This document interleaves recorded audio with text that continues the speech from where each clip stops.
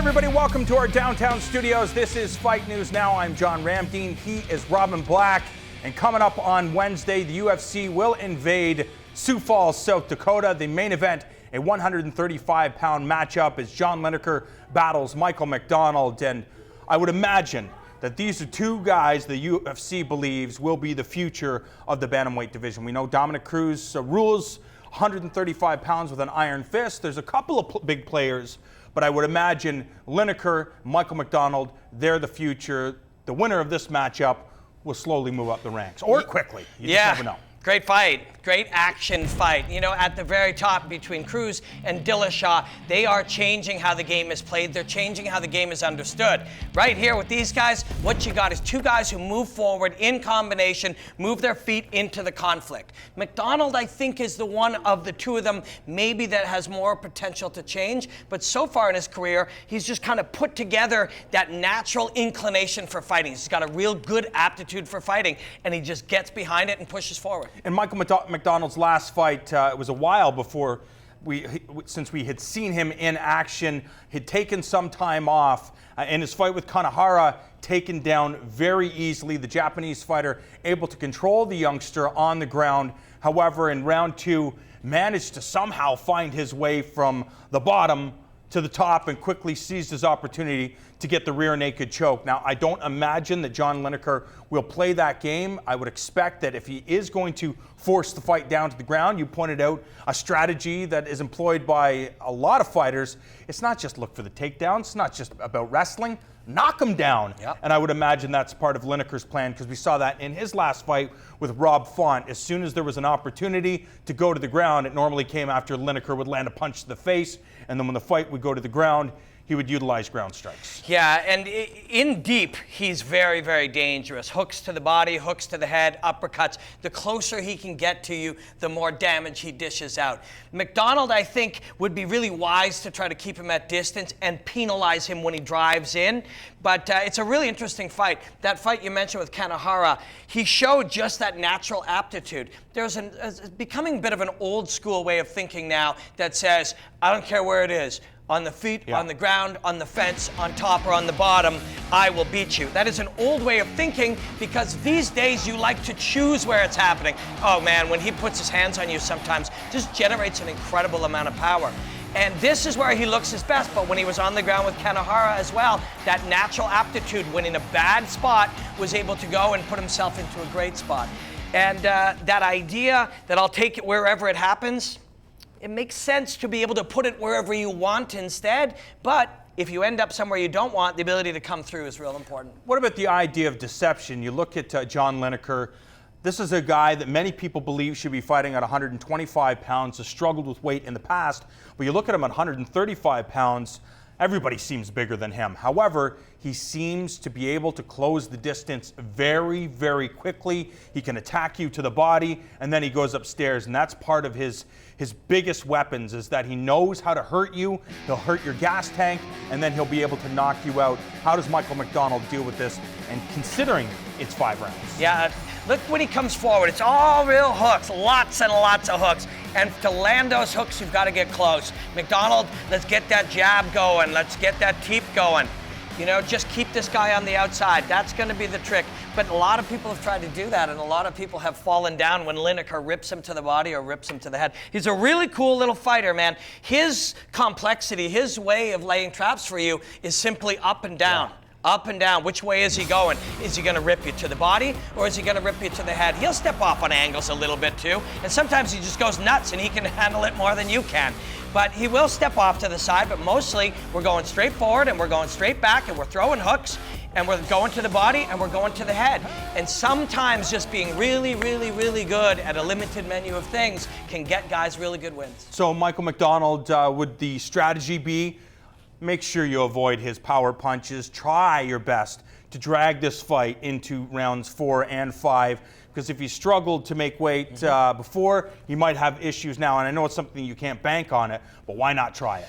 Yeah, and when you get into a round 4 and a round 5, there's the psychological element and then the truth of the fitness. If you really believe you're in better shape than him and at all costs a better man, in quotations, than he is, tougher, mentally tougher, with more heart, then you'll take it there. But man, Uriah, you'll notice here, Uriah, it's a lot of hooks and a lot of uppercuts when he got a hold of McDonald and landed on him. And then, of course, his patented guillotine. So, we have seen, and I don't believe John Lineker is Uriah Faber by any means, but we have seen guys get to him with forward pressure and hooks to the body and hooks to the head. How valuable is that you fight Uriah Faber, you fight Renan Barão, you're so young, everybody considers you a prospect, and then you get in those scenarios. And I'm not going to say that he was embarrassed, because sometimes that's what happens when you face a far superior fighter. Both those guys were champions. But what can that do to a fighter's psyche? I would imagine it can help, and it might be able to hinder.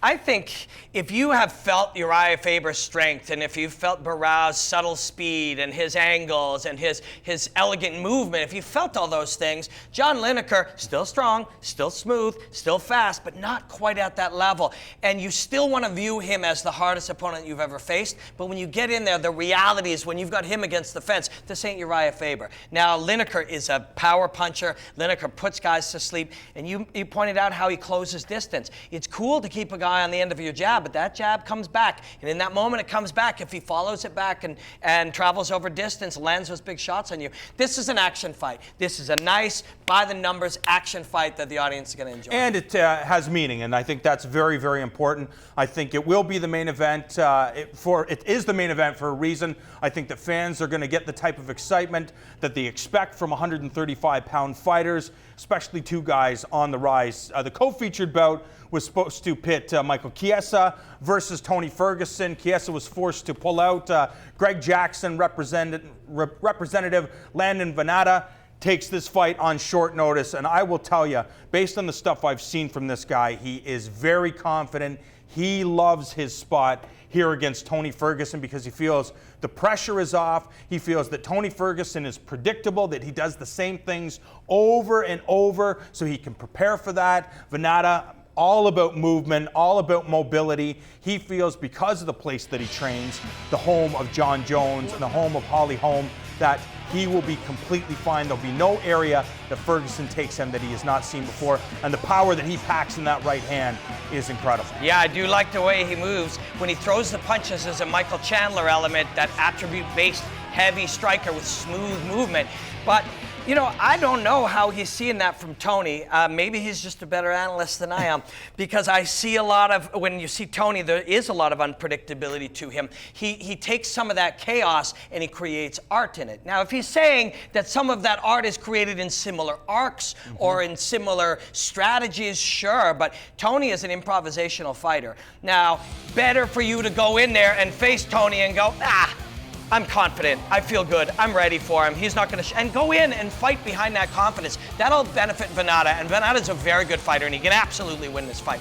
But Tony Ferguson is an innovator and an improvisational fighter inside the chaos. I love watching him fight, and I'm going to enjoy this kid Vannata giving him his best. The one thing about it is, I think some people don't recognize that there's levels when it comes to this game. You could train at the best facility in the world, and Vannata just has not had a chance to face the top level guys at the top level organization. What is the difference when you're in the gym and you're training with UFC fighters and you're sparring with them and you're having success? You have that confidence that, oh yeah, I'll be fine once I get to the big show. Is there really a difference? There's a difference, and I just love that this kid's confident. He can totally win this fight, and if he wins this fight, confidence is a big part of it. He just needs to look good, in my opinion. Yep, but he's going to go after it. He's going to go after the win, and that's what you have to do. Trying to figure out the way to kind of, Rocky lost in Rocky 1, yes. right? But Rocky's goal was to look like he belonged. The only way he could do that, and I know this is a fictional fight, but the only way he could do that was by really pushing, really going for it. You can't try to manage the danger safely. But let's say that he's in there when Anthony Pettis was up there at Jackson Winklejohn. Let's say he got some time with Pettis, who is also an improvisational, innovative fighter, smooth and beautiful movement. And Pettis never trying to go for the kill. Even if you have a great round with Pettis, you don't have a great round with go for the kill Pettis. You don't have the great round with trying to finish you Pettis. You have 16-ounce gloves on that when you get your hand up, catches part of the arm, part of the shoulder. You have big mitted, covered up things, shin guards that when you take the leg kicks, just every element of it is different. And the fight is so different. Everybody's lit up. It's visceral. There's more on the line. The consequences, you can taste them and feel them. A real fight is very, very different. Now, this kid has had high-level real fights. He's looked great in RFA. In fact, why are we talking so much about him? We can tell this is a talent. We can tell this is a guy who belongs there. 100%. And you understand the type of person that he is to take a fight with Tony Ferguson on 2 weeks' notice.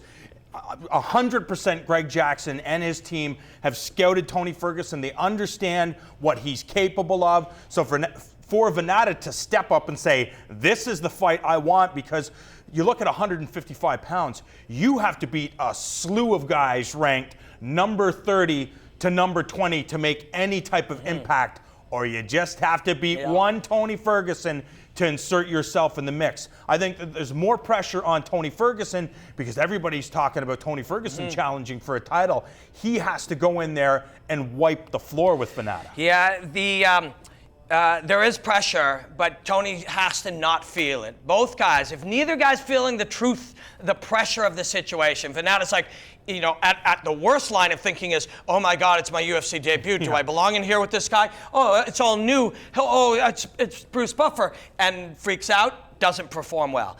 On the other hand, hey man, I've been dreaming of this my whole life. I don't have to fight Tony Ferguson. I get to fight Tony Ferguson. Goes out and beats free. If Tony goes in and goes, man, I got to look good. I got to do it right. And I'm too tight. What Tony Ferguson needs to do is go in there and go, it's just a fight. I know how to fight. I'm going to go in there with the freedom of combat. And if they do that, we're going to get a beautiful one. Of course, the championship changed hands this past Thursday. What do you make of the 155-pound division? Do you believe that Eddie Alvarez will rule the lightweight class for a while, or do you expect to see a number of changes over the next number of years? He may not rule for a long time, or he may, but he should be remembered as one of the greatest lightweights ever, and that's the truth. Congratulations, Eddie Alvarez. Remember, all the action goes down South Dakota tomorrow. Tune in to FN at 7 p.m. as we present the prelims. And remember, the main event, Michael McDonald, John Lineker.